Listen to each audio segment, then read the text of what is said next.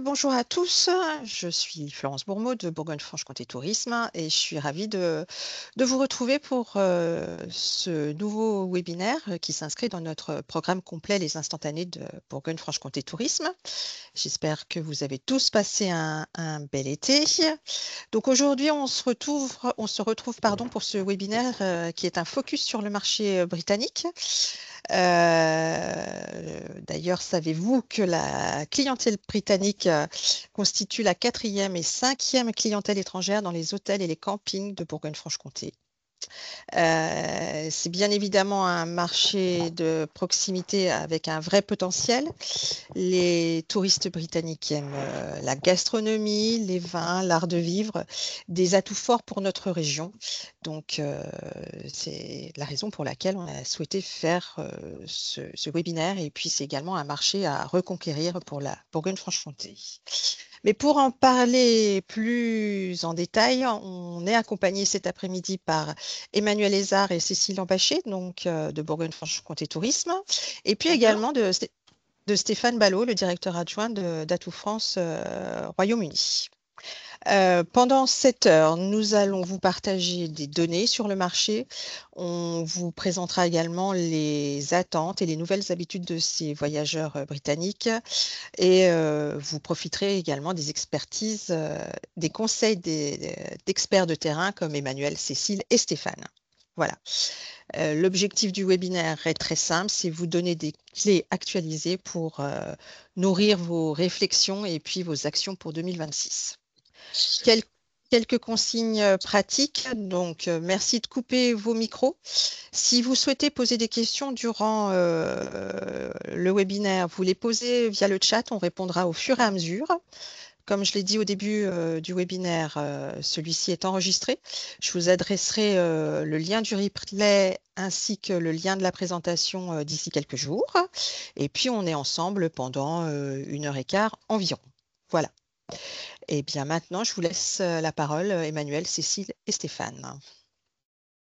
Bonjour à tous pour ce début d'après-midi que nous allons passer ensemble. Donc, j'ai la lourde charge de commencer. Nous allons faire la présentation à 3 voix, donc comme vous l'avez compris. Stéphane, donc, qui est notre expert sur le marché britannique, qui est au Royaume-Uni depuis un certain nombre d'années maintenant, que certains d'entre vous connaissent probablement. Merci à toi, Stéphane.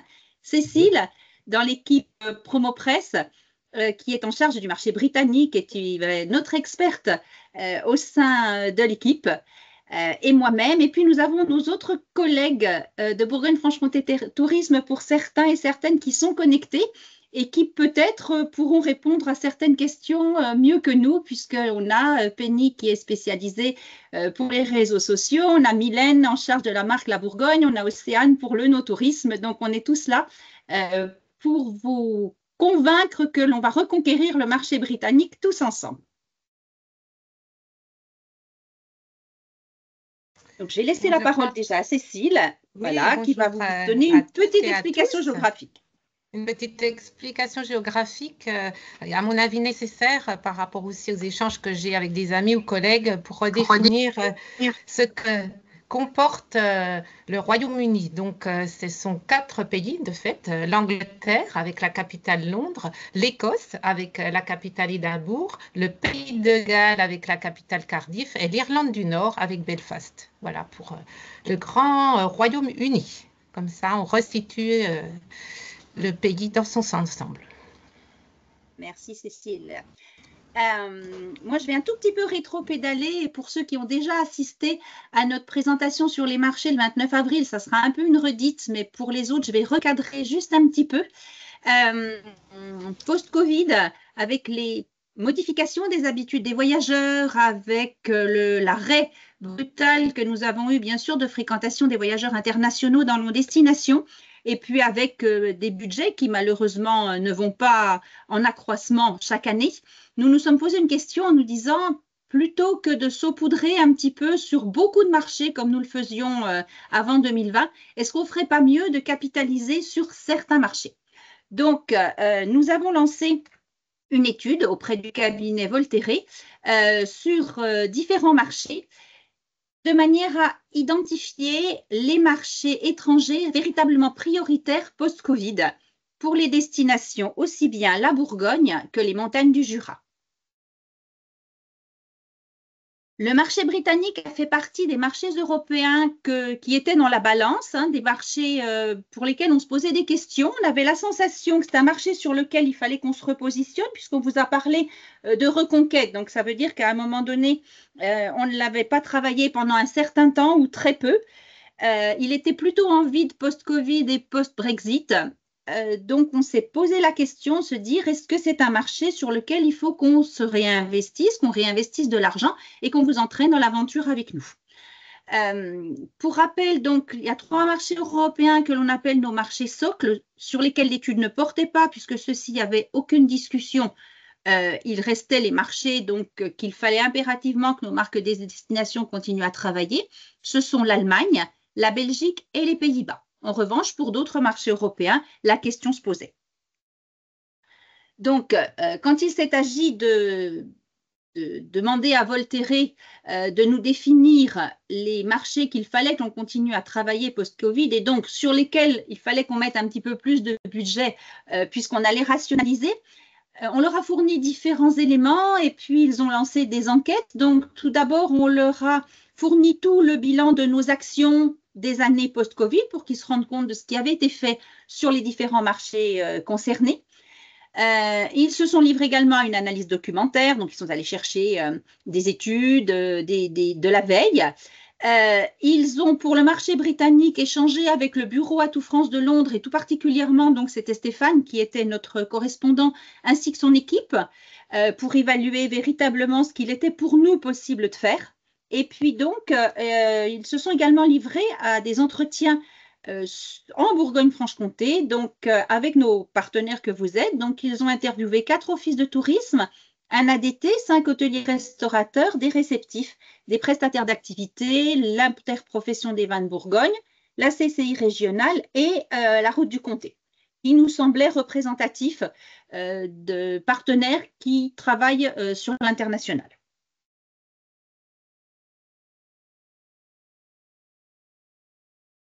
Donc, à l'issue de cette étude, comme vous pouvez l'imaginer, le marché britannique a fait partie des marchés qu'il fallait reconquérir après cette rupture que nous avons connue donc, pendant le Covid. Tout de suite après Covid, donc retour des marchés européens, retour du marché américain et des marchés asiatiques qui se faisaient encore un petit peu attendre, même si aujourd'hui, ça a évolué. La crise a été révélatrice donc, de différentes évolutions de comportement. Hein, je ne dirais pas révolution parce qu'on a quand même toujours les fondamentaux. Surtout un appétit de nature et de grands espaces. Une recherche de sens renforcée, une recherche de vivre des expériences et de partager des choses. Et puis, de notre côté, nous avons également eu l'adoption donc du schéma régional du tourisme pour la Bourgogne-Franche-Comté, donc pour les années de 2023 à 2028.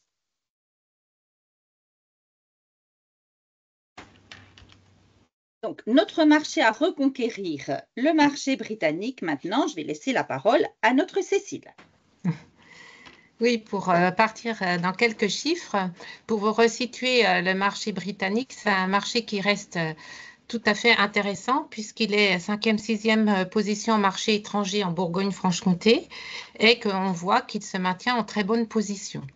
Ce qui est intéressant, c'est qu'au niveau des hôtels, c'est une consommation hôtelière intéressante, comme je disais, par rapport à des hôtels 3 ou 4 étoiles, et aussi une bonne répartition pour la consommation sur plusieurs saisons, ce qui est intéressant. Je peux passer la suivante. Oui. Et donc, pour justement reparler des forces de la Bourgogne-Franche-Comté, c'est déjà bien sûr la relative proximité géographique. On peut atteindre la région sans faire d'étape depuis le sud de l'Angleterre ou même Londres. Ensuite, en général, comme dira mon collègue d'Atout France UK, la France est vraiment la destination préférée pour les courts séjours. Donc ça, on joue une double carte puisqu'on peut avoir les courts séjours et en même temps des séjours plus longs.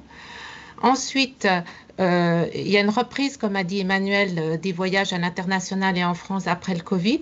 Il y a une appétence pour des expériences et la région et l'ensemble des marques que nous représentons en possèdent beaucoup, en particulier pour le no-tourisme, pour la nature, pour la France authentique. Et ensuite, l'accessibilité, hein, qui est très facile en train et aussi en voiture, puisqu'on va aussi développer une campagne avec le shuttle, mais on vous en parlera un peu plus tard. Quelles sont un peu les faiblesses? Parce qu'il ne faut quand même pas les oublier, hein, parce que dans toute étude, il faut savoir voir ce qui peut être surmontable et travaillé. Et ça nous a semblé justement très possible à travailler et à focaliser. C'est-à-dire que comme le Royaume-Uni est un marché surtout compliqué et segmenté parce qu'il est grand, il évolue très vite, il a différents canaux de distribution, que ce soit pour le B2B, que ce soit pour la presse, qui évolue très vite sur les réseaux sociaux, sur les médias. Ils sont très actualisés tout le temps, ils bougent beaucoup. Mais on se rend compte que quand on est présent de manière répétitive, on a notre carte à jouer. Et donc, ce qui explique qu'on veut reprendre la main de manière effective, et ceci pour un programme sur plusieurs années, pas nous limiter à 1 ou 2 ans. Ensuite, comme nous avons la concurrence des autres destinations ou autres régions, nous avons fait un plan assez limité et qui se veut efficace pour ne pas nous disperser, comme on l'a déjà répété. Et en choisissant ce pays, on va déjà classer nos priorités. Les comportements touristiques, pour rappel, hein, c'est une nation qui a 67 millions d'habitants, donc peuplée, mais qui a toujours une appétence, hein, on le connaît, hein, les premiers Britanniques aussi ont toujours beaucoup voyagé, ils adorent voyager, ils ne vont jamais renoncer à un voyage. Ça veut dire qu'on peut, bien sûr qu'on est tenté d'avoir des personnes qui vont beaucoup consommer, mais on ne se ferme pas du tout à des personnes qui vont venir par plaisir en France, et même avec des budgets moins importants, ils vont venir, même revenir en France. Ce n'est pas le tarif ou le budget qui va forcément les limiter. Et, ils sont prêts à renoncer à d'autres jours pour venir. Ils aiment bien sûr qu'on parle anglais, mais ça, je pense que ce n'est pas un problème pour vous tous qui êtes ici aujourd'hui. Ils aiment le calme, ils aiment beaucoup la nature, ils aiment aussi beaucoup les pets, leurs animaux favoris. Donc, ça nous donne vraiment beaucoup de choses à présenter, et sans oublier la saisonnalité, bien sûr, printemps-été, mais on peut aussi faire sur 4 saisons, et je crois qu'on a tout chez nous pour leur correspondre. Cécile, je te coupe. Il y a une intervention dans le chat. Alors, c'est plus, je pense, un constat. C'est Patrick Rénal qui dit parmi les faiblesses, il dit il y a sans doute aussi un manque de maîtrise de la langue anglaise chez les hébergeurs, les restaurateurs, les commerçants. Comme tu l'avais souligné, où c'était quand même un plus de parler anglais. Oui, c'est un vrai plus. que c'est apprécié. C'est apprécié, mais je me permets de dire que on a toujours l'impression que nous, Français, parlons pas bien l'anglais. Il faut quand même savoir que les personnes de langue britannique, qu'ils soient anglais ou américains, ne parlent rien d'autre que l'anglais. Donc, même si vous ne le maîtrisez pas totalement, ils seront déjà très, très contents que vous puissiez échanger un petit peu avec eux, avec quelques mots d'anglais, même si ce n'est pas parfait. Je pense que Stéphane nous le reconfirmera. Ils sont déjà tellement contents qu'on parle un tout petit peu leur langue que ne vous freinez pas si vous n'avez pas l'impression de maîtriser Shakespeare totalement. Oui, et surtout le point, c'est par rapport à ce que disait Cécile, c'est qu'il faut qu'il y ait quand même de la documentation en anglais disponible. Voilà, Oui. c'est mieux que les informations se pratiquent. Effectivement, après, c'est un gros plus que localement, bah forcément, quelqu'un puisse leur répondre. Ils seront beaucoup mieux, ils seront beaucoup moins inquiets. Mais c'est aussi le point, effectivement, qui pouvait être un peu une différence par rapport à d'autres marchés. S'assurer que quand il y a des nouvelles offres, bah, les offres soient bien disponibles en anglais et aussi, idéalement, destiné à la clientèle anglaise et pas forcément une clientèle américaine. D'accord. Merci, le côté pratique aussi des réservations, quand on réserve, qu'il y a toutes les bonnes explications et les côtés pratiques des réservations à minima, les conseils techniques en anglais, ça les aide beaucoup. Bien sûr, maintenant avec les nouvelles technologies, on peut traduire en direct, bien sûr, mais ça ne pallie pas le fait qu'ils s'apprécient. Et puis, les conseils d'accompagnement, quand ils sont accompagnés, ils préfèrent quand il y a quelques mots d'anglais pour les guider. Mais justement, pour rebondir là-dessus, ils adorent l'art de vivre à la française. Je pense que nous sommes une destination qui correspond à cet art de vivre. Bon, ça semble un petit peu déjà dit, mais il faut le répéter, ne pas avoir, entre guillemets, honte de le répéter à nouveau et de montrer les bonnes facettes avec des bases qu'il faut répéter, mais aussi des produits un peu innovants qui sortent un petit peu des sentiers battus, mais qui partent au départ peut-être d'un endroit un peu plus connu sur le marché britannique et de là faire de nouveaux circuits. Ils sont toujours à l'approche et à l'affût de nouvelles destinations. Et certains connaissent vraiment très très bien la France et en particulier déjà ce qu'on a proposé ici. Donc, on va laisser maintenant la parole à Stéphane. Et donc, juste avant que tu prennes la parole, dès lors que nous avons décidé tous ensemble de repartir à la conquête du marché britannique, nous sommes repartis de pratiquement zéro, entre guillemets, et nous sommes venus rencontrer Atout France à Londres le 5 mars. On a travaillé tous ensemble toute une journée. Vous nous avez pris des rendez-vous pour qu'on puisse évaluer un petit peu ce qui serait possible de faire, de manière à bâtir ensuite un plan d'action qui, on le reverra tout à l'heure, est un plan d'action sur 3 ans. Alors Stéphane, c'est à toi. Tout à fait, merci. Je vais donc essayer de vous présenter rapidement, comme l'a rappelé Cécile, effectivement, le Royaume-Uni est un marché très important, très grand. Donc j'essaie de bien vous montrer la place du UK aujourd'hui pour la France. Essayer de vous expliquer, alors on va se focaliser quand même plus sur l'Angleterre aujourd'hui que sur les autres nations. On fait régulièrement d'autres webinaires aussi plus spécifiquement, mais dans 45 minutes, on n'a pas le temps de tout traiter, évidemment. Donc on va juste se concentrer d'abord sur l'Angleterre, et notamment une première partie qui sera sur le contexte politique, économique, social et transport. Comme vous savez, on a quand même vécu au cours du Brexit, et effectivement, il n'y a pas que le Brexit qui a des conséquences, mais le Brexit plus Covid, il y a quand même eu beaucoup de changements dans ce marché, et il y a encore des conséquences. Donc là, je vais un peu vous expliquer où on en est. Un focus sur le tourisme britannique à l'étranger qui, comme le disait Cécile, on voit avec plaisir que les Britanniques, ça reste ils ont besoin de partir. Donc quoi qu'il arrive, c'est pas le poste où ils vont enlever en premier, ça c'est sûr. Donc on l'a bien contesté avec tout ce qui a pu arriver depuis le Covid de Brexit. Et puis on enchaînera du coup plus sur une vision donc des Britanniques en France plus particulièrement. Chiffres, accessibilité, puis habitudes touristiques. Et je finirai sur un tout petit point qu'on vous a fait, notamment sur la partie œnotourisme et la Bourgogne dans la presse. Voilà, donc n'hésitez pas, comme l'a dit Florence, effectivement, à poser des questions au fur et à mesure de la présentation. Merci. Donc, sur le contexte politique, économique et social, alors, merci beaucoup. Donc, économiquement, si tu peux cliquer, parce que je pense que tu dois avoir une deuxième partie dans la slide. Merci, voilà. Donc, sur l'économie va mieux. Clairement, il y a quand même globalement un mieux. On va le voir dans plusieurs indices que je vais vous proposer aujourd'hui. Il y a moins d'inflation qu'avant, elle est plus contrôlée. On se rapproche d'une inflation qui n'est pas, et vous voyez à l'écran la différence entre la zone euro avec une inflation à 2% versus une inflation à 3,8% encore pour le UK. Donc, on reste quand même à la traîne un petit peu. On a l'espoir, et c'est l'objectif de la Banque d'Angleterre, d'arriver à 2%, mais on n'y est pas tout à fait encore. Et les derniers soubresauts géopolitiques font que ça soit un peu compliqué quand même d'avoir une vision long terme. C'est bien sûr l'inflation alimentaire, mais là on est à peu près dans la même, enfin on est à 4,9 pour nous, 3,2% pour la zone euro. C'est un peu tiré par ça. Et notamment là il va y avoir, parce qu'il est important de savoir qu'au UK, on a beaucoup moins de boucliers qu'en Europe fiscaux, et que par exemple les augmentations de l'énergie, on les prend telles quelles. Et donc là, par exemple, il va y avoir une énorme augmentation d'énergie qui va arriver en septembre et qui va faire un peu mal. Donc voilà, le taux d'intérêt de la Banque d'Angleterre, on est à 4,25. Ça c'est un point important, 2,15 sur la BCE. Donc vous voyez qu'on est quand même en retrait. Mais pour ceux qui ont suivi effectivement les différents points qu'on fait au fur et à mesure des années, il y a quand même une stabilité qui enfin arrive.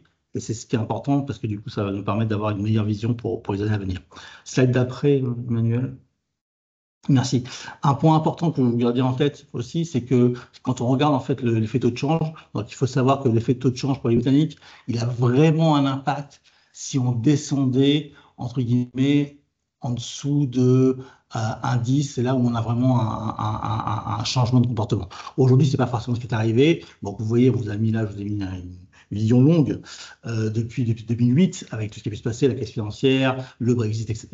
Mais globalement, ce que vous voyez, c'est qu'effectivement, l'euro est en train de remonter, dans le deuxième slide, cette année en 25, l'euro a repris un peu de force. Ça veut dire que pour les Britanniques, c'est moins favorable pour eux de voyager en Europe. Donc ça, c'est quand même un point à avoir en tête, parce que c'est quand même ce qui est arrivé. On a notamment certains partenaires opérateurs, par exemple, qui m'expliquent aujourd'hui qu'en volume, ils ont à peu près maintenu le volume, mais par contre, ils ont perdu un peu en valeur en termes de revenus. Voilà. Slide d'après. Alors voilà, là on va passer vite, mais effectivement c'est la même logique. Alors effectivement aujourd'hui, le dernier census, on est à 68 millions de Britanniques, on a un PIB à 38 000 pounds aujourd'hui. Voilà, l'économie, comme vous disiez, se stabilise petit à petit. On va peut-être passer à la slide d'après, ce sera plus simple. Voilà.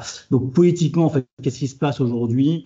En fait, voilà, on a cette année 2025 a marqué un point important, un point de changement, puisque aujourd'hui, pour la première fois, enfin en 25, pour la première fois, on discute des relations Europe-UK sans parler du Brexit.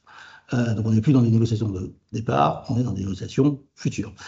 Donc le premier, ce que j'appelle moi effectivement le sommet européen de réchauffement, donc le sommet qui a eu en mai, il y a eu ensuite une visite d'État, donc la première visite d'État au UK depuis l'arrivée du roi pour la France, avec Emmanuel Macron qui a eu lieu en juillet. Et évidemment, aujourd'hui, tout cela s'inscrit dans une vision globale qui est un peu compliquée.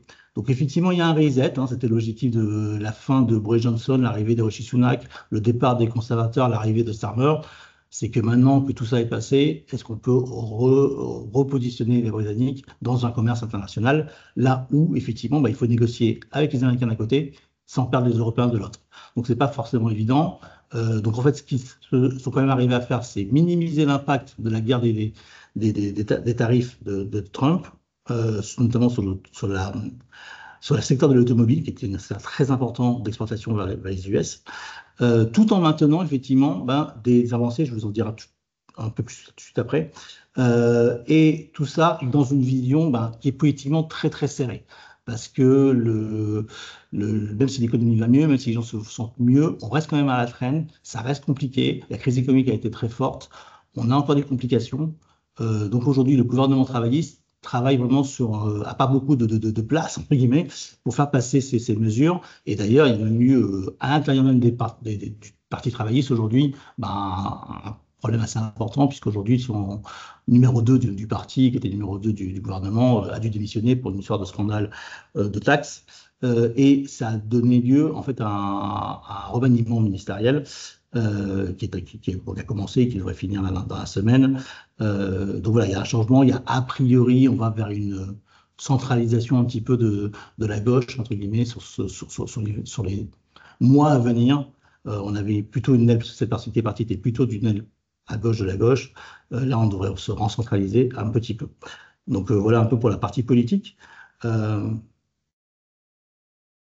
Alors, pardon, juste, je vois qu'il y a une question. Non, ouais, si tu peux revenir juste en arrière, merci beaucoup. Je vais juste finir cette slide-là et je vais répondre à la question. Ok. Donc, important à savoir, c'est que du coup, sur la partie européenne, aujourd'hui, si vous entendez notamment des négociations, si vous entendez des choses qui ont lieu avec les UK, pardon, il est important de savoir qu'il s'agit de négociations. On n'a pas forcément eu d'accord précis. On veut travailler vers quelque chose, d'accord? Par exemple, la mobilité des jeunes. Le point très important, ça, c'est très mal passé dans la société britannique aujourd'hui. La fin du Brexit, c'était la fin du Mobility Scheme, notamment Erasmus et ces choses-là. Ça s'est mal passé. On veut relancer cela. Sauf que le sujet plus important socialement au UK aujourd'hui depuis très longtemps, c'est l'immigration. Ça reste l'immigration, et par rapport à la France, c'est les bots, etc., etc. Donc c'est très compliqué pour eux politiquement de faire passer des choses. Mais il y a la volonté d'y aller. Donc en fait, ils y vont doucement, mais on y va. Par contre, effectivement, intéressant au niveau géopolitique, comme vous savez, il y a une alliance, notamment sur le nucléaire, donc il y a un rapprochement du UK vers l'Europe, et ça, c'était très important dans ce qui s'est passé aujourd'hui. Ça participe à ce qu'on ait une meilleure entente globalement. Dans les points importants aussi à retenir, on essaye d'avoir une vision plus facile des échanges entre l'Europe et du UK, et donc notamment entre l'Europe et la France. Donc, je vais en parler après, mais effectivement, les contrôles à la frontière devraient essayer de se rendre plus faciles, malgré le fait qu'on va rentrer sur des problématiques de nouveaux visas d'entrée, je vais vous expliquer, mais on va essayer de faciliter ça, parce qu'on aura donné un principe d'accord d'ouvrir les e-gates, donc les portes automatiques, les contrôles automatiques aux frontières, aux Britanniques, une fois qu'ils auront passé les premiers tests de l'EES. Voilà, et cela, donc, du coup, participe globalement à une meilleure relation France-UK, hein, globalement, qui est nécessaire, notamment puisqu'on le voit dans la mobilité des jeunes, les groupes scolaires, les échanges, etc., etc. Donc, il y a quand même du mieux, très clairement, un peu partout. Et donc, j'ai une question, effectivement, à Paris Airbnb, quels sont les meilleurs canaux pour être visibles lorsqu'on est hébergeur? Alors, j'ai une slide un peu plus tard sur les outils, hein, donc vous allez voir effectivement les différents outils qui sont présents. On a un peu les mêmes, c'est pas toujours les mêmes. Le plus gros, c'est Booking, hein. L'internalisation, comme tu le disais, Cécile, aujourd'hui, elle se situe entre 15 et 18% selon le thème qu'on regarde. Donc, on n'est pas un marché très intermédiaire, puisqu'on a un marché très important. Effectivement, on va retrouver donc, les grands acteurs, hein, Booking, Expedia. Les plus gros acteurs sur le tour opérateur sont plutôt des acteurs Soleil. Donc après, on a beaucoup, par contre, notamment pour la Bourgogne, on est plutôt sur des petits acteurs de niche qui sont plutôt sur des thématiques précises, notamment le tourisme, la gastronomie, la culture. Slide d'après, merci Emmanuel. Donc le changement réglementaire, donc slide d'après, très rapidement, comme vous savez, il y a eu une mise en place de changement, puisque encore une fois, UK France, UK Europe. Donc du coup, on a depuis maintenant cette année la mise en place de l'ETIE. Hein. Donc ça, c'est quand les Européens viennent en Angleterre, ils doivent payer un fees et un contrôle. Donc ça, c'est comme les stars aux États-Unis. Le EES, donc le contrôle biométrique et facial, quand on rentrera en Europe, seront mises en place à partir du 12 octobre 2025. Ça, c'est la date qu'on a reçue officiellement il y a quelques mois. Ils seront mis, à la différence de ce qui était prévu, ce sera un contrôle qui sera mis de façon périodique. On testera sur 6 mois. On aura jusqu'à avril 2026 pour faire le total de ces contrôles-là. Au départ, ça sera de façon progressive. Il fera que 10% des gens qui arrivent dans un aéroport, par exemple, passent par ces contrôles-là, etc., pour qu'on puisse vraiment faire face à la demande. Encore une fois, ça c'est important parce qu'il y aura une grosse demande pour tous les Britanniques qui vont arriver en France. Ils devront faire ce contrôle-là arriver au point de contrôle auquel ils vont arriver, mais c'est une fois pendant 3 ans. Après, ça va forcément se stabiliser, mais en tout cas, ça risque de créer quand même quelques problèmes, notamment à partir de octobre 2025. Mais le fait que ça soit progressif nous rassure quand même. Et ensuite, 6 mois après, normalement, donc en septembre 26, a priori, c'est la date qu'on a, mais ce n'est pas encore tout fait bien, on devrait avoir la mise en place de la réciprocité de l'ETA et la réciprocité de l'ESTA aux États-Unis, qui sera du coup l'ETIAS. L'ETIAS qui, du coup, par rapport à ce qu'on disait avant, qui était annoncé, donc ça c'est le visa pour entrer en Europe, qui était annoncé en fait à 7 €, a finalement été mis à 20 €. Aujourd'hui, ça c'est là où on en est. Donc quelques difficultés par rapport au Brexit, c'est pas que les choses ont changé, c'est pas que les gens ne peuvent plus voyager, mais ça crée des difficultés qu'on n'avait pas avant. Et donc ça crée des complications. Il faut toujours rassurer les Britanniques sur ces problématiques à l'entrée. Et c'est là que du coup c'est intéressant parce que le rapprochement qu'il y a aujourd'hui avec l'Europe, le rapprochement qu'il y a aujourd'hui avec la France, fait qu'on a bon espoir de trouver des solutions pour minimiser ces problématiques aux frontières dans les mois à venir. Voilà. Slide d'après. Alors, juste un très rapide sur donc la slide d'après, effectivement, sur le focus sur l'Eurotunnel. On va avoir normalement le 31 octobre une décision de l'autorité britannique du rail sur l'ouverture ou non à la concurrence pour l'Eurostar. Donc ça, c'est important parce que ça peut changer beaucoup de choses. Il y a plusieurs entreprises qui se sont positionnées. Il y a 2 possibilités. Soit l'autorité du rail donne la possibilité à quelqu'un de nouveau d'arriver sur le marché, soit il redonne en fait l'espace, parce qu'en fait aujourd'hui le problème qu'on a, c'est un problème logistique, il n'y a pas suffisamment d'espace pour stocker les trains, donc le seul endroit où on peut stocker notre train, du coup on peut mettre qu'une seule compagnie supplémentaire. Donc soit on donne une augmentation de train à Eurostar et on maintient le monopole qu'ils ont aujourd'hui, soit ils décident d'ouvrir la compétition, et là du coup il y a plusieurs partenaires qui se sont mis sur le sujet. Renfe, Virgin Group celui qui, a priori, est le plus intéressant pour nous et qui est le plus avancé, si ça fonctionnait, c'est une alliance entre Evolyn et Trenitalia qui a pour objectif, du coup, d'agrandir une ligne qui reviendrait vers le sud et qui descendrait jusqu'à Milan, donc du coup qui profiterait du coup vers le corridor sud de la France. Aujourd'hui, le développement d'Eurostar depuis plusieurs années se fait plutôt vers l'Allemagne et vers les Pays-Bas. Donc voilà, donc ça c'est important, c'est un changement. Donc bien regarder qu'est-ce qui se passera le 31 octobre, mais si ça s'ouvre à la compétition, ça sera intéressant. Ne vous attendez pas à avoir tout en 2026, hein. C'est des choses qui vont arriver plutôt en 28 ou 29, mais ça changera beaucoup le marché, si c'est le cas. D'après, voilà. Donc là, je vais passer plus sur les chiffres donc, du voyage. Donc effectivement, pour repartir sur ce que tu disais, Cécile, effectivement, les Britanniques voyagent, hein, donc on va voir dans les chiffres. Donc la slide d'après, merci beaucoup.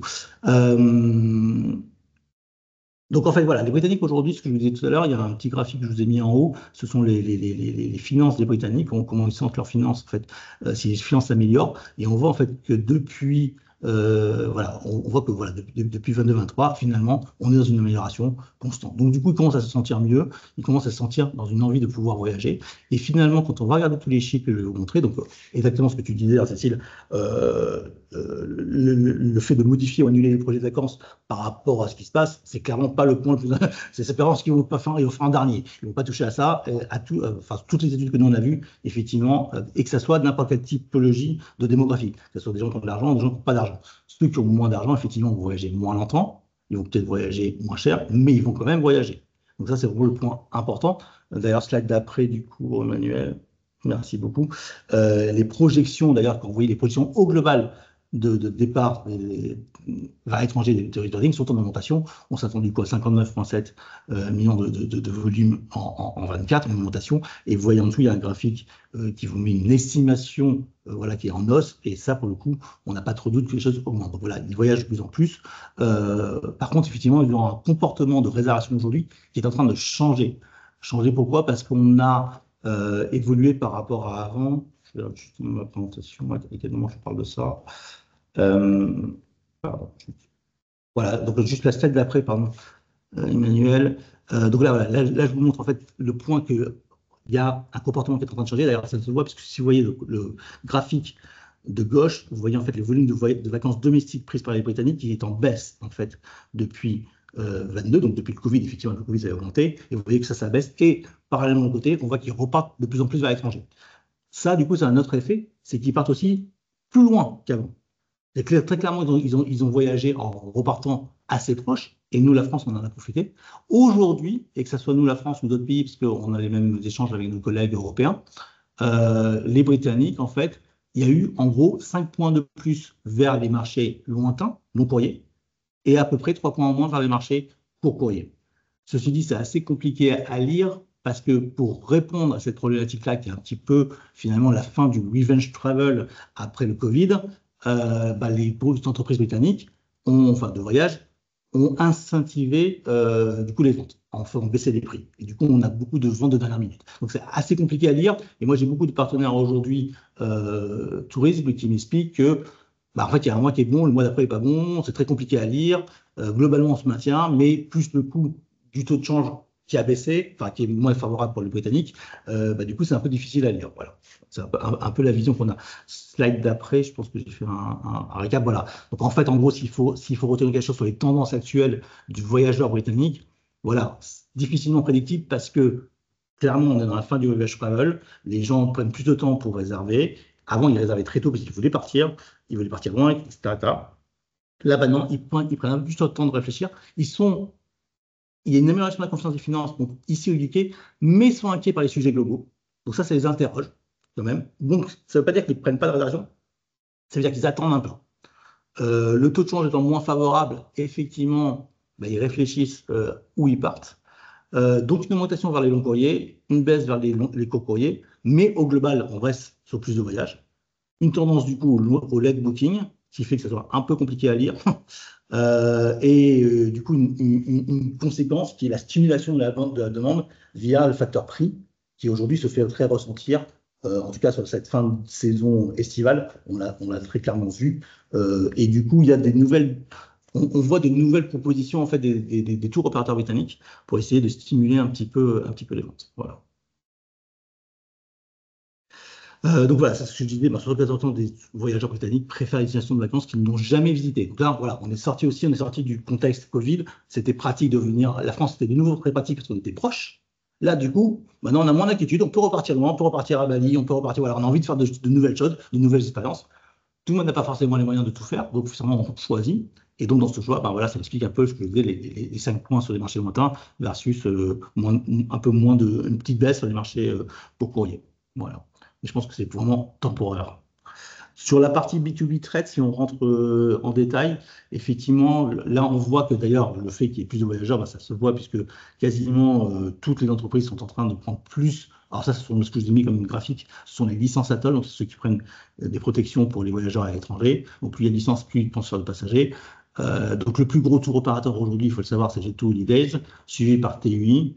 Et puis ensuite, vous avez We Love Holidays et Jet Holidays. Comme vous voyez, il y en a quand même plusieurs qui ont vraiment un très gros prisme soleil. Donc c'est pas, là c'est vraiment l'Espagne, c'est pas du tout. Là pourquoi on n'est pas dans ce que tu disais Cécile, effectivement le Britannique qui aime la France pour la culture, etc. On n'est pas du tout dans le même type d'offre. C'est pas une offre sur laquelle on est très compétitif, évidemment. Mais ce qui est intéressant, c'est que vous voyez que Jet Holidays a rajouté là-dessus, Holidays a rajouté, EasyJet a beaucoup rajouté d'ailleurs de licences.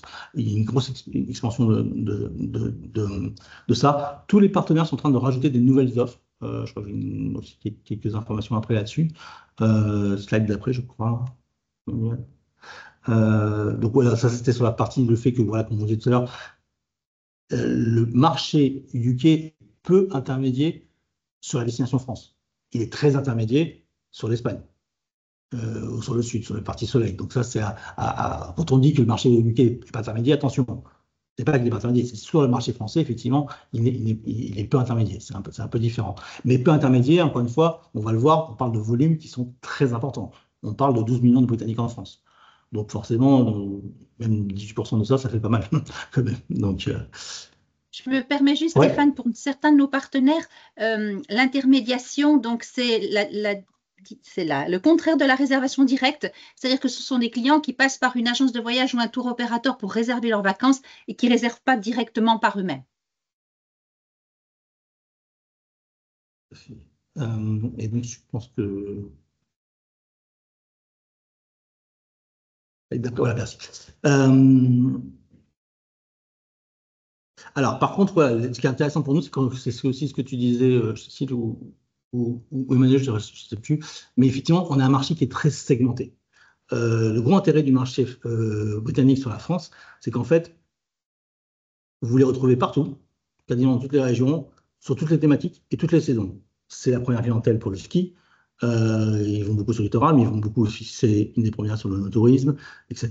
Donc, c'est ça qui rend très intéressant les Britanniques.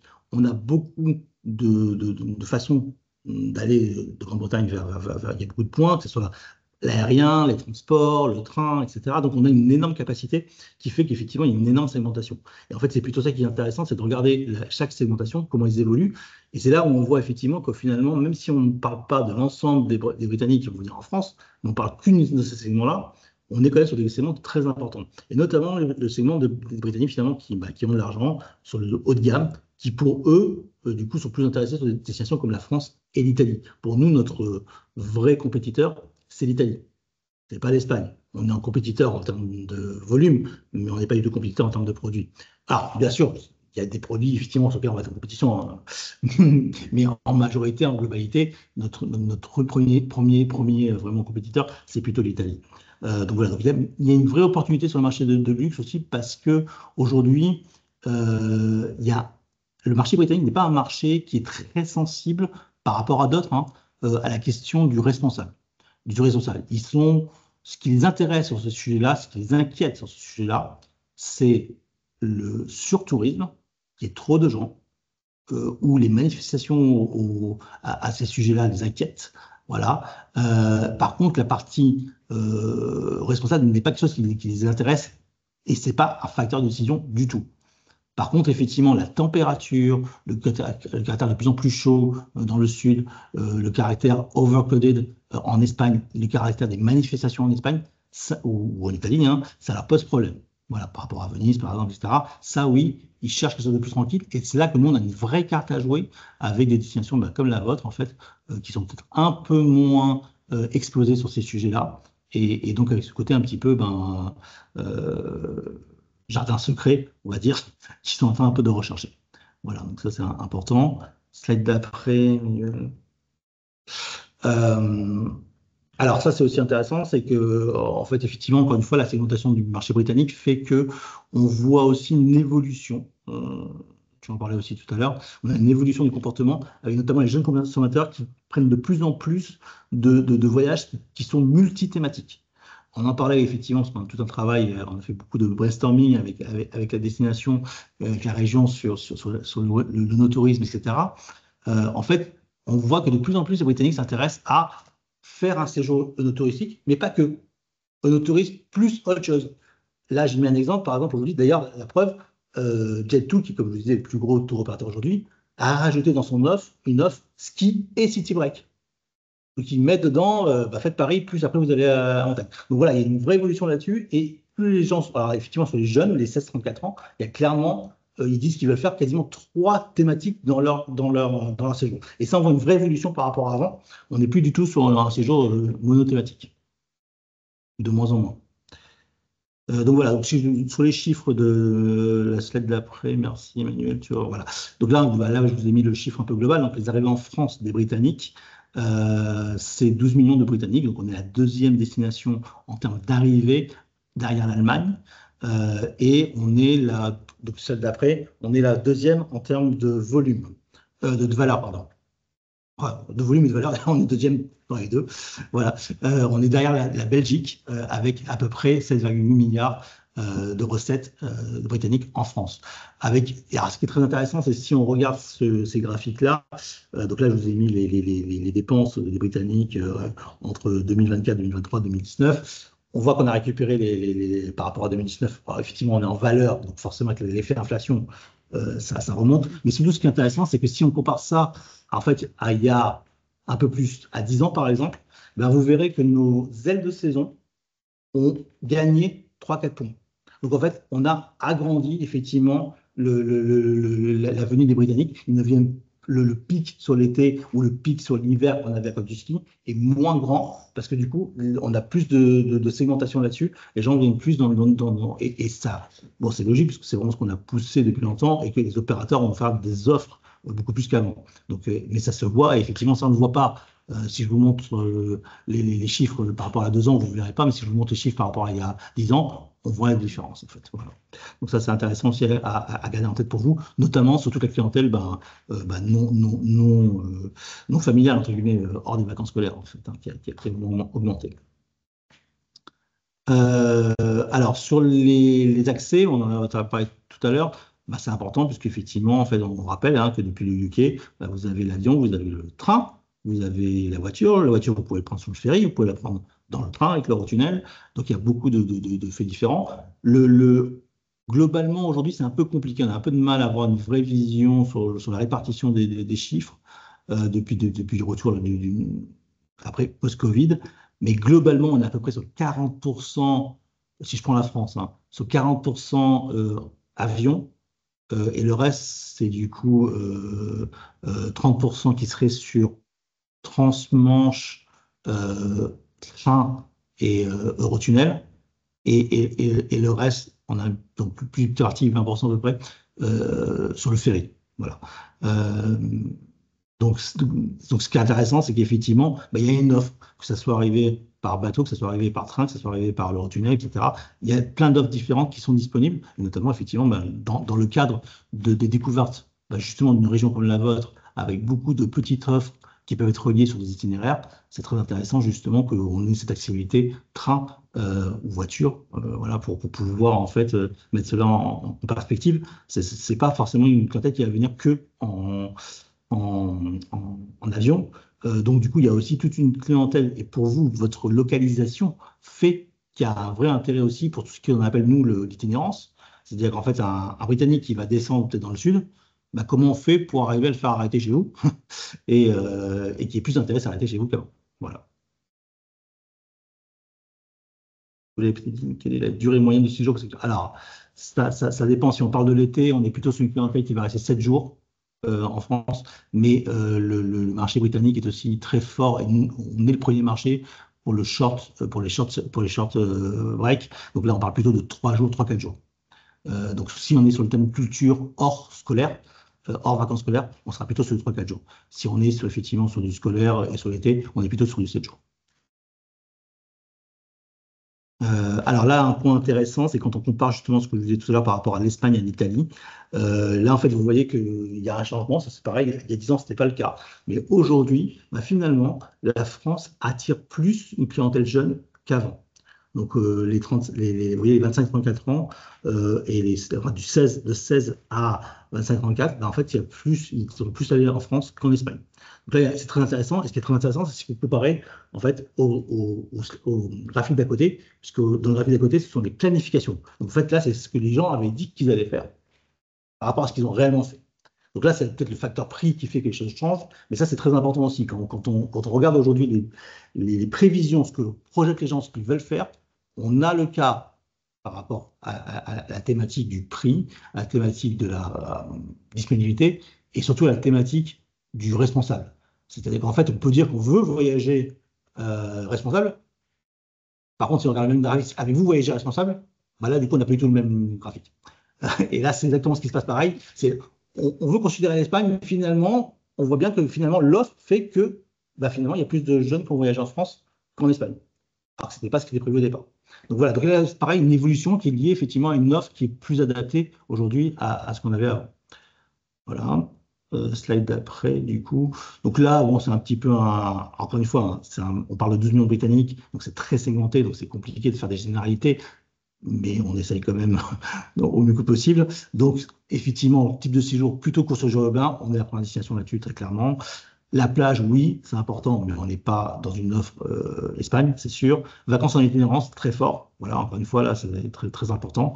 Des gens qui viennent, on a d'ailleurs, pour le ferry, par exemple, il y a des gens qui prennent aujourd'hui le bateau qui va à Santander et qui remontent finalement de Santander vers le nord de la France. Hein. Donc il y a les deux. C'est une. D'ailleurs, il faut savoir que pour la Nouvelle-Aquitaine, par exemple, c'est une des régions qui a le plus augmenté chez Brittany Ferries, parce que de cette route-là qui a été développée, du coup, enfin, voilà, profite à les faire inverser. Les gens descendent à Santander et remontent. Voilà. Donc, une démographie, comme je l'ai dit, qui est plutôt plus jeune aujourd'hui et plus jeune que par rapport à l'Espagne ou l'Italie. Donc les moins de 55 ans enfin non, les plus de 55 ans sont moins susceptibles. Je veux dire, la France, les moins de 55 ans plus, voilà. Bon, évidemment, si on parle de volume, Paris est la première destination, suivi Côte d'Azur, etc. Les 4 grandes régions plutôt bien réparties. Après, voilà, c'est ce que je vous disais tout à l'heure, le gros avantage des Britanniques, c'est que vous les retrouvez partout.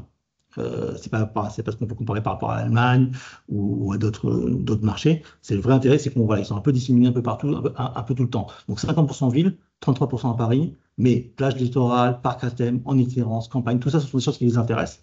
Et en fait, tout ça, ce sont des segments qu'on doit travailler spécifiquement. Ce qui veut dire qu'effectivement, nous, dans la réflexion qu'on a aujourd'hui, qu'on porte avec la destination, qu'on porte avec des partenaires comme Brittany Ferries, comme le Shuttle, c'est vraiment de réfléchir en fait à qui on s'adresse pour pouvoir en fait amener le contenu qui est vraiment recherché.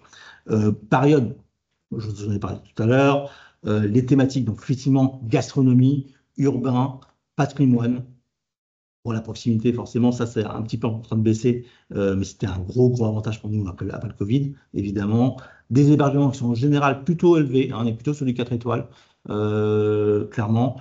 La location a beaucoup monté, et après, bon, il y a une répartition effectivement entre le camping, l'hôtel de luxe et 3 étoiles, mais on est plutôt sur plutôt du haut de gamme hein, quand même. Voilà, donc la durée. Donc, alors là, c'est pour le short haul. Donc, 4 nuits, c'est très large. Ça, je vous dis, si on regarde sur l'été, c'est 7 nuits. Et après, sur le short haul, on est plutôt sur du 3 nuits. Voilà. Est-ce que les Britanniques aiment séjourner en chambre d'hôte, s'il vous plaît? Alors, oui, pour une bonne partie de. Encore une fois, en fait, comme on est peu intermédiaire, c'est tout à fait le type d'hébergement qui va leur plaire. Et justement, le côté. Alors là, c'est ce que disait tout à l'heure Cécile. Le Britannique recherche le savoir-faire français, la façon de vivre française. Et donc là, le côté chambre d'hôte, le côté vivre local, c'est quelque chose qui va les attirer très fortement. Voilà, bon là je veux passer, mais effectivement ce que je disais, les freins pour la France, bah, c'est la vision que c'est très cher, mais là on compare à l'Espagne, donc en fait on n'est pas sur la même base. Mais quand on demande à un Britannique, bah, pourquoi l'Espagne plus que la France, parce que l'Espagne est beaucoup moins chère, évidemment. Par contre, si on compare, ce qui est intéressant aussi dans toutes les études qu'on a pu faire, c'est que si on compare l'Italie et la France, souvent on a l'effet inverse, c'est qu'on a les gens considèrent que la France est plus chère que l'Espagne, mais ceux qui sont allés, qui ont expérimenté, nous disent le contraire. Je pense finalement que la France est moins chère que l'Italie. Donc, et puis alors voilà, je vais terminer sur un sujet où on a fait une petite étude rapide sur les retombées presse sur deux thématiques, la thématique œnotourisme et gastronomie, et plus particulièrement sur le programme. Donc, quand on regarde, en fait, ça, ce sont tous les articles au UK qui sont sortis donc, en 2024 et qui parlaient du thème œnotourisme et gastronomie en France. Donc là, vous voyez que, alors attention, on ne parle que de, nous, on n'observe que les articles tourisme, évidemment. On a enlevé tous les articles qui étaient commerciaux là-dessus, ou vente de produits. On est vraiment sur du tourisme. Donc là, vous voyez, bon, vous remontez, on vous voit Burgundy, les régions, on voit énormément de choses parce que l'offre est très large. Donc de toute façon, voilà, ce nuage de mots ne va pas nous apprendre grand-chose, si ce n'est la diversité, effectivement, de l'offre, ce qui est assez évident. Par contre, effectivement, le volume est intéressant. C'est une thématique forte. Il y a quand même 217 articles. Si je passe à la slide d'après, merci beaucoup. Ce sont des articles qui sont très positifs, hein, très largement. On a eu un changement de monitoring. Donc là, on a un trou on n'a pas pu analyser ce graphique-là, ce chiffre-là. Mais ce qui est intéressant, c'est aussi regarder, si vous regardez en fait les magazines dans lesquels ça sort, voilà, on a Daily Telegraph, Daily Express, Mail Online, Guardian, Time, donc ce sont des gros quotidiens très importants et vraiment la thématique est très forte. Ce n'est pas une thématique de niche, c'est une thématique qui est forte et qui apparaît clairement dans tout ce qui est travel. C'est ça qui est très très fort pour vous, c'est que c'est une thématique porteuse en fait. À un niveau, c'est pas une thématique de niche, c'est une thématique porteuse enfin voilà, c'est un thème de niche dans une thématique porteuse en fait. Slide d'après. Voilà, si je compare en fait, quand on regarde, et là je suis sur œnotourisme et gastronomie, hein. Donc quand on compare avec, quand on regarde tout le nombre d'articles par région, donc le Vert en a le plus grand volume d'articles liés au tourisme, gastronomie et œnologique en 24, mais bien sûr avec un très gros billet sur la gastronomie, dans la majorité de ces articles. Si je prends que, et c'est quand on va plus en nous pour la Bourgogne-Franche-Comté, on voit clairement que les articles sont davantage orientés clairement vers l'œnotourisme. Donc en fait, ce n'est pas tout à fait la même analyse. Donc là, nous, on va aller plus en détail. C'est tout le travail qu'on a commencé à faire avec la destination. Mais c'est intéressant parce que voilà, vous n'avez pas forcément la même positionnement aujourd'hui. Et c'est ce qu'on nous, on va essayer d'aller plus loin auprès des journalistes britanniques et mieux comprendre ces choses-là. Mais en tout cas, voilà, c'est intéressant de voir où on en est aujourd'hui, pour voir comment les choses peuvent évoluer. Évidemment, là, nous, quand on vous a mis 10 articles de Bourgogne, c'est ceux qui parlent que de la Bourgogne. Quand on parle général, vous êtes forcément cité. Voilà. Là, c'est si donc je fais un zoom sur la Bourgogne, on n'est plus que dans le tourisme, on est Bourgogne globale. Donc là, vous voyez qu'il y a 45 articles. Donc là, vous voyez le nuage de mots. On commence à voir Jura, on va parler, etc. Et là, du coup, vous voyez, pour le coup, on a les articles du Daily Telegraph, le type de magazine, Daily Telegraph, France Today, forcément, parce que là, du coup, il y a aussi, et c'est très fort dans ces régions-là, comme pour vous, comme pour la Nouvelle-Aquitaine, où on voit effectivement cet aspect aussi pas forcément que des visites, mais de visites de gens qui reviennent, de VFR, de gens qui sont là, de gens qui ont des maisons, de gens qui cherchent à faire de nouvelles choses. Ça, c'est très, très, très porté. Et effectivement, des magazines comme France Today vont vraiment porter ce côté très francophile. De gens qui adorent la France, qui connaissent très bien la France, et sur lequel on évolue peut-être avec de nouvelles offres, comme tu disais. Une des très grandes problématiques que nous, on a génériques par rapport à la vente de la France, on va dire, auprès des Britanniques, c'est qu'ils ont l'impression de la connaître. Et nous, notre plus gros défi, c'est de leur montrer que finalement, bah, elle a évolué, il y a beaucoup de choses nouvelles, et qu'en fait, ils ne la connaissent pas si bien qu'ils croient. Puis slide d'après, je crois qu'on va bientôt terminer.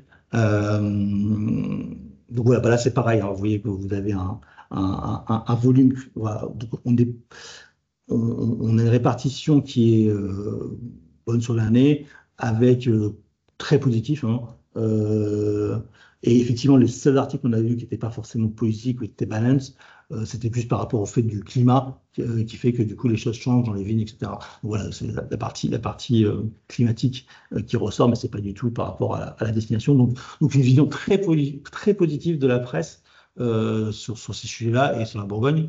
Voilà. Après, on ira beaucoup plus en détail. On a commencé un travail qui va prendre quelques temps et on pourra vous donner beaucoup plus d'informations. Est-ce qu'ils ramènent des cadeaux de France? Ah bah oui, alors ils ramènent des cadeaux de France s'ils peuvent, parce que là aujourd'hui on est un peu bloqué. Là, par exemple, j'ai Vanessa qui m'a en charge du tourisme d'affaires et loisirs chez nous. Donc oui, on disait, aujourd'hui, il faut savoir que par exemple, on a un problème avec depuis quelques mois, on ne nous permet plus de rentrer des denrées alimentaires d'Europe à cause de, je ne sais plus, en Pologne ou je ne sais plus où, qu'il y a eu une vache folle. Et du coup, on est bloqué là-dessus. Limité, ouais, sur les produits laitiers et viande aussi, saucisson, voilà. Donc voilà. Et puis là, effectivement, ce que vous avez à l'écran, c'est le type d'article. Vous voyez que c'est très très positif.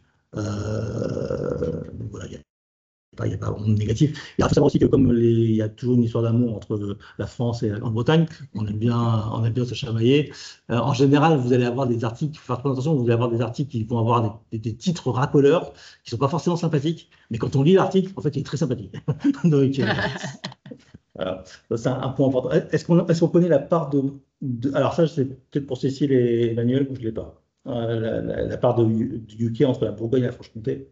Alors, la part des clientèles entre du Royaume-Uni, entre la Bourgogne et les montagnes du Jura, puisque nous, on va raisonner en montagnes du Jura principalement, il y a une grosse majorité pour l'instant encore sur la Bourgogne. Je n'ai pas le chiffre exact en tête, on pourra te le redonner, Perrine, mais pour l'instant, on a encore une grosse majorité sur la Bourgogne. Voilà, et je crois que pour moi, c'est terminé, mais ouais. En tout cas, à disposition pour tout type de questions. Alors pour moi ou pour Vanessa.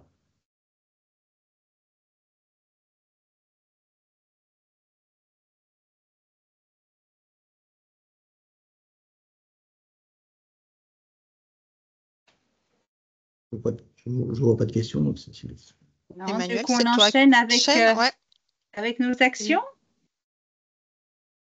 Okay.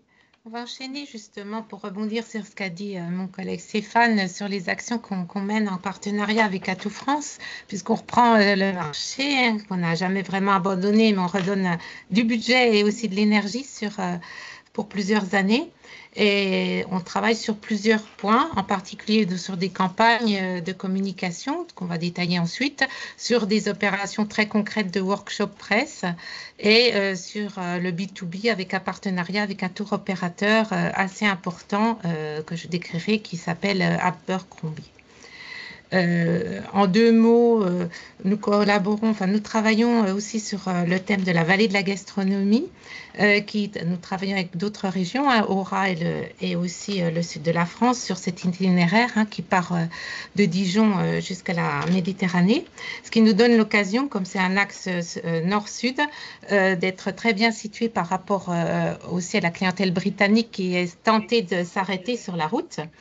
C'est la promotion de cet axe par rapport à cet itinéraire. J'ai pu avoir la chance de le faire lors d'un workshop presse du 16 au 18 février sur plusieurs jours avec divers rendez-vous et qui donne ensuite des accueils presse sur le terrain, sur l'itinéraire que nous faisons si possible en partenariat avec les autres régions adhérentes au projet ou ponctuellement ça donne connaissance de valoriser le no-tourisme ou les nouvelles expériences. Ils sont toujours enchantés de connaître une nouvelle manière de rencontrer la gastronomie française, d'expérimenter.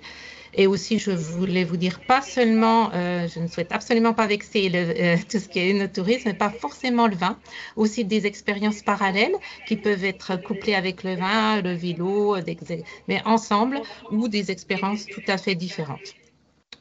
Ça nous permet aussi... Pardon, vas-y. Ça nous permet aussi de travailler sur ce produit qui est sur multiples saisons, bien sûr. Pardon, Emmanuel. Non, c'est moi. Avant que Cécile enchaîne sur réellement le plan d'action 2025, donc comme vous l'avez compris, c'est un travail de fond qu'on mène sur le marché britannique en collaboration avec nos amis d'Atout France. Et donc, nous avons décidé que notre plan d'action devait s'inscrire sur plusieurs années. On ne peut pas faire un one-shot simplement sur une année. Donc, on a décidé d'inscrire le plan d'action sur 3 ans. Donc, à minima déjà, 2025-2027. Et pour l'année 2025, donc, la Bourgogne investit 66 000 € sur le marché britannique donc pour redémarrer. Pour les montagnes du Jura, pour cette année, c'est plus confidentiel parce que c'était un budget qui n'avait pas du tout été fléché dans un premier temps. Et donc, quand nous avons des opportunités, on met bien sûr les montagnes du Jura en avant, mais là, on n'a pas eu le même investissement de la part des montagnes du Jura financièrement que la Bourgogne pour 2025. Voilà, merci Emmanuel. Donc ensuite, il y a eu aussi une rencontre presse que j'ai faite sur Alternative France, qui est le développement durable, plus sur le côté presse avec des journalistes au mois de juin dernier, qui a été tout à fait intéressante parce que je voulais vous montrer qu'Atout France travaille aussi ce projet de montrer la France, comme disait Stéphane et mes autres collègues, sous un autre aspect, des côtés peut-être connus, mais aussi découvrir une autre facette de certaines régions, certaines destinations avec des produits innovants et intéressants. Donc, ça donnait l'occasion de valoriser certaines régions peut-être un peu moins connues par leur nom que d'autres. Et il y a un réel intérêt des journalistes qui ensuite ont posé pas mal de questions pendant la présentation. Il y a une bonne réponse de la part de la presse. Ensuite, pour rebondir sur le côté plutôt tour operating et B2B, nous avons assez peu d'intermédiation, mais ça nous semblait intéressant de se servir de la force d'un gros tour opérateur qui s'appelle Abercrombie Kent, qui propose à des clientèles plutôt haut de gamme. Il y a souvent de ce genre d'entreprise ou tour opérateur basé au Royaume-Uni, mais qui a une clientèle internationale, aussi nord-américaine, avec un bon pouvoir d'achat.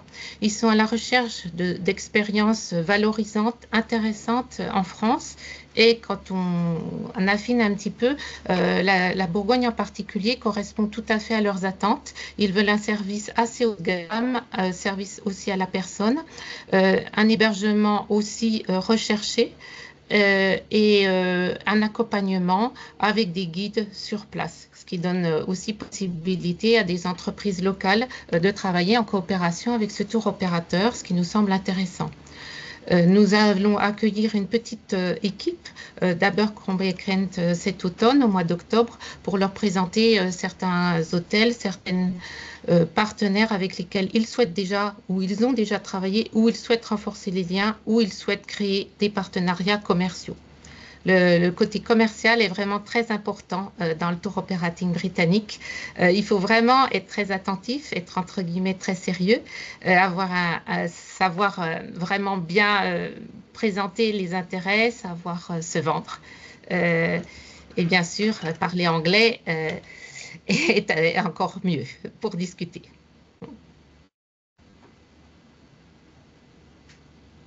Donc avant que Cécile vous détaille les campagnes grand public, comme vous l'avez compris, on est sur un marché très très concurrencé.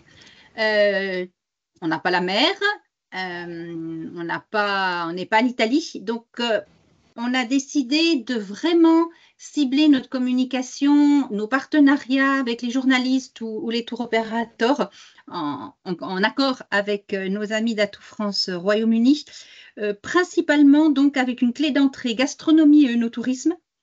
Et puis on y mêlera un petit peu de grands espaces, de nature, et de patrimoine, en particulier sur le Moyen-Âge, puisqu'en Bourgogne ou dans les montagnes du Jura, le Moyen-Âge a une place très importante. Oui, pour Emmanuel? rebondir sur ce que dit... Oui. Pardon. Oui. Oui, Non, Flo. vas-y Cécile, parce qu'il y a une question. Pour rebondir sur ce que dit Emmanuel, et mes collègues britanniques le savent, il y a une très grande appétence de la clientèle britannique pour l'histoire. Même dans leur pays, ils aiment bien les reconstitutions historiques, on aime bien visiter les châteaux, les belles demeures. C'est pas qu'ils souhaitent retrouver la même chose ici en France, en particulier dans certains coins de Bourgogne, mais ils aiment bien. Ils ont une sorte de culture et ils adorent ça. Et instinctivement, pour eux, c'est pas un must, enfin, c'est peut-être un must, mais c'est pas une obligation. Ils le prennent de manière naturelle d'aller visiter, connaître ce genre d'endroit. Oui, Flo, on avait une question, je crois. Oui, il y avait une question. Il y a quelqu'un qui demande comment faire partie des visites. Je pense qu'elle fait référence quand vous accueillez les Théo ou dans le cadre de vos voyages de presse. Voilà. Alors, on va prendre... Ok, ben on va peut-être prendre le nom de la personne et puis on va la contacter pour voir dans quelle mesure... Ça dépend aussi des opérations, ça dépend aussi de quelle... Bien sûr. Au contraire, on est toujours preneur par rapport à les personnes qui se rendent disponibles et qui veulent travailler avec nous, et ça donne de nouvelles idées de les itinéraires possibles en région. Merci de la proposition en tous les cas. Et donc, pour commencer de manière pour le grand public, bien sûr, il faut penser à montrer l'offre, comme disait Emmanuel aussi, sur le prisme en focalisant sur certaines données importantes pour la Bourgogne, ce qui explique qu'il y a un renouvellement du site burgundytourism.com pour que les personnes qui consultent ce site s'y retrouvent et aient envie de le consulter. Donc, il y a une nouvelle page campagne qui a été en fait intitulée Take a Break in Burgundy, et en dessous vous avez différents onglets qui rapportent à certains thèmes qui nous a semblé, avec l'aide d'Atout France, intéressants et correspondant aux recherches faites par la clientèle susceptible de venir en France et ensuite sur cette destination. Et on retrouve le no-tourisme, la gastronomie, le patrimoine, où rester, des itinéraires phares, clés, avec des idées d'hébergement. Ensuite, bien sûr, il faut aujourd'hui le compléter par des campagnes online. Il faut améliorer la position de la destination sur les moteurs de recherche de la destination et capter l'attention des voyageurs. Et il ne suffit pas de la capter, il faut aussi la fidéliser. Il faut parler de séjours spécifiques, mettre en valeur des idées, des actions, des produits. Et ensuite, on doit cibler. Donc, le ciblage qui a été fait, comme disait Stéphane, ça va être plutôt l'Angleterre avec Londres et le Sud-Est, qui permet un rapprochement géographique, qui permet aussi des courts séjours, qui permet peut-être aussi un arrêt sur la route vers le Sud, parce qu'on est toujours attiré vers le Sud, même si on aime bien parfois le Nord. C'est un peu la suite logique des voyages des Britanniques pour une clientèle individuelle et aussi pour certains groupes. Il y a eu donc des campagnes tout au long de l'année. Vous regarderez en détail et vous pourrez aussi poser les questions à Mylène pour plus de détails. Tout ceci est complété par un support un peu plus classique, si l'on peut dire, qu'un support d'un magazine. C'est un magazine haut de gamme pour des connaisseurs, pour des personnes qui aiment aussi, qui sont des Masters of Wine, des producteurs, des professionnels du secteur de l'œnotourisme, pardon. Ce magazine côté print est distribué dans plus de 30 pays. C'est un magazine assez de prestige, mais il y a aussi une activation digitale pour doubler bien sûr les contacts et valoriser ce support haut de gamme. Ça permettra bien sûr de donner des exemples, de resituer aussi géographiquement la destination, et de donner envie de venir toute l'année. Alors, un partenariat complémentaire qui semble assez logique, n'oublions pas que nous sommes sur une île, donc il faut venir nous voir. Un des moyens que l'on peut emprunter, c'est le shuttle. Alors, pour vous résumer, c'est un service de navette ferroviaire qui permet de transporter les véhicules et leurs passagers, qui peut être famille, animal domestique, etc., via le tunnel sous la Manche. Et les personnes qui voyagent restent dans leur véhicule, ce qui peut intéresser un certain type de personnes qui voyagent dans un certain confort, un certain rythme. Et naturellement, on réserve d'avance, mais c'est très facile et intéressant. Il y a un grand nombre de personnes de Britanniques qui emploient ce moyen, plus de 2 millions de véhicules particuliers pour 2022, ce qui explique que Atout France a proposé de travailler avec le shuttle en croisant les bases de données et tous les contacts qu'ils peuvent avoir. Comme ça fait une très grosse base de données et un très bel impact et une mobilisation sur nos destinations. Ensuite, les personnes qui souvent emploient ce moyen de circulation et d'accès au continent, ce sont des fans de la France. Donc, on a bien sûr, on peut espérer qu'ils vont, même si la première fois, ce ne sera pas notre destination, qu'ils vont revenir et qu'ils vont rester un peu plus longtemps ou s'arrêter. Et ensuite, je me permets, Cécile, juste de oui, rajouter, vas-y. c'est aussi enfin, nous, ça nous intéresse aussi parce que démographiquement, c'est aussi une clientèle qui est assez haut de gamme. Ils sont positionnés sur une question de prix aussi, le shuttle, qui est assez haut de gamme. Donc, en fait, c'est très intéressant parce que ce sont des gens justement qui, typiquement, sont intéressés par, là, pour le coup, acheter du vin, faire de belles expériences. Voilà, donc c'est vraiment des gens qui ont le moyen et envie, en fait. Donc, oui, ça renforce aussi l'attractivité de notre destination avec les vins, les produits régionaux, la dégustation. On prend plus de temps sur place. Et puis pour donner envie aussi aux personnes peut-être de savoir plus et par rapport à cette campagne, un jeu concours sera organisé pour gagner un séjour découverte. Très classique, mais ça marche toujours, on s'est aperçu en discutant avec les personnes responsables du shuttle que ça avait un grand engouement de la part des Britanniques pour ce genre de défis et de recherche. Donc, on mettra tout ça en place, pas encore cette année, mais dans l'année à venir. Voilà, mais je crois que c'est tout. Merci de votre attention en ce qui me concerne. Alors, on arrive à la fin de ce moment passé ensemble. Donc, si vous avez encore des questions, on est tous à votre disposition. Vous pouvez nous renvoyer des petits messages directement. Vous pouvez passer par Florence, voilà.